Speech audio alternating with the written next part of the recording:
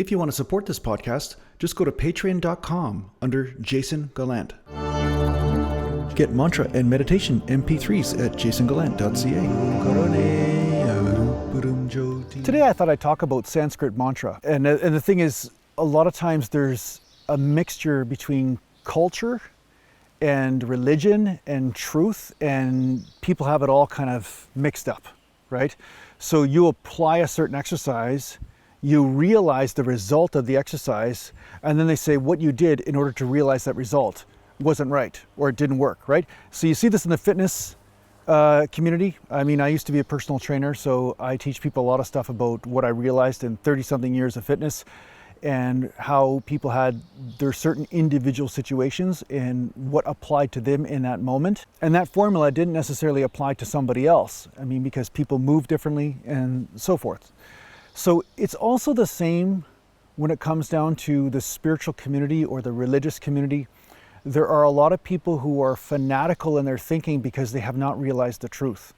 They have not realized where these spiritual practices lead. And so they are trying to compare information and obsess about the information being correct because they're still caught in this loop of the mind. So there is a difference between spiritual dogma and enlightenment and truth. And if you realize the blessing of a spiritual exercise, guess what? It was the right way for you. Now, the other thing is about pronouncing Sanskrit mantra. Yes, you should try to pronounce it as best you can, as taught to you by your teacher or by the source where you get it from. But depending on where this mantra came from or where it's circulated around, there will be different accents depending on which territory it was in and said. So I find it funny that some people who are heavily immersed in religion, who believe in an intelligence, who believe in a creator, who believe in gods and different deities and angels and all this, but they also believe that these beings are stupid. So if you say something just a little bit off or a little bit different than what they think, then that's it. The whole mantra goes out the door. Like there is absolutely no fruit from that labor. There is no benefit from chanting the mantra, or it's going to be disaster. You know, it's like one teacher out there tried to say to everybody, if you pronounce the Markandeya mantra wrong, you're actually asking for death. And it's just basically what he was trying to do was justify a spiritual cleanse that he was going through when he chanted the mantra or when he saw other people chant it, which means whatever it is that you're chanting for, you will cleanse out the opposite. So if you're saying, I wish to be happy and content, well, you will have a spiritual cleanse that is the opposite, where you will feel unfulfilled for periods of time, or you will feel very not content in your life. And as you go through this illusion of suffering, then true contentment will reveal itself to you. This is how mantra works. This is how spiritual practices work. But of course, in every spiritual community and every culture, they start to own the practices. But as you know, most of the masses are not realizing enlightenment. That's just a fact. Enlightenment is something that is realized by one who is truthfully seeking the truth, not seeking to match the dogma that is in society at the time.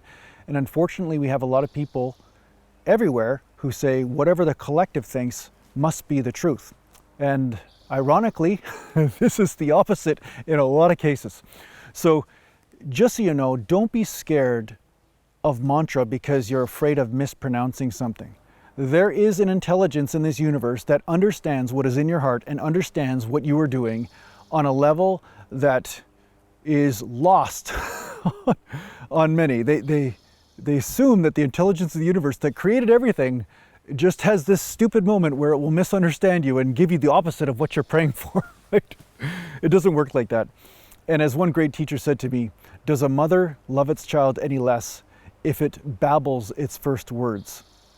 Right? So it's really like that.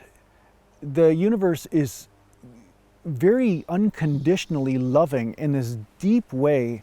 And if you just dare to venture into a Sanskrit mantra practice, you will find that the benefits far outweigh the supposed risks, because in my experience, there are none.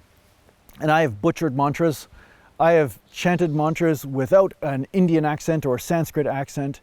And at the same time, I have chanted some mantras slightly different than the way they were taught originally to me, and got better benefit, and I got confirmation multiple times that I was touching the reality that this mantra was stating you would touch, right? The information that was coming to me that I received from various teachers and various sources said this mantra will lead you to realization of this and this and this, and I got massive confirmations on it.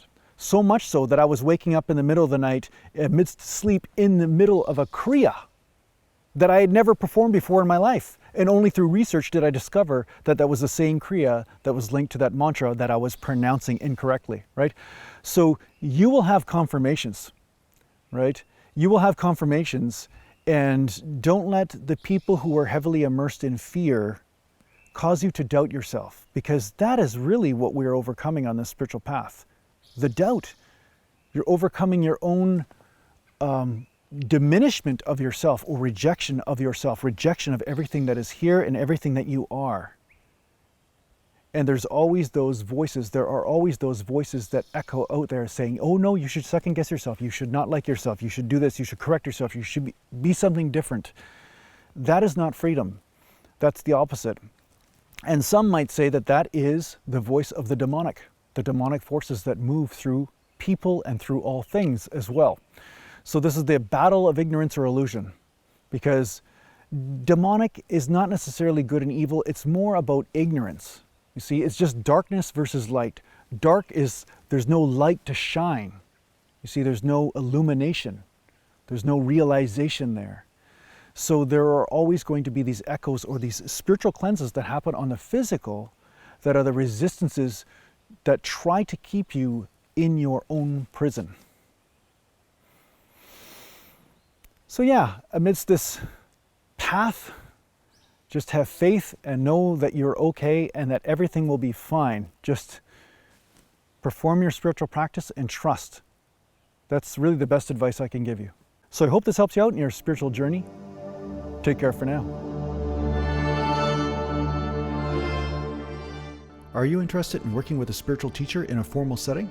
Well, perhaps the Wisdom Life School is for you. If you're interested in checking out what the Wisdom Life School is all about, just go to aratima.com.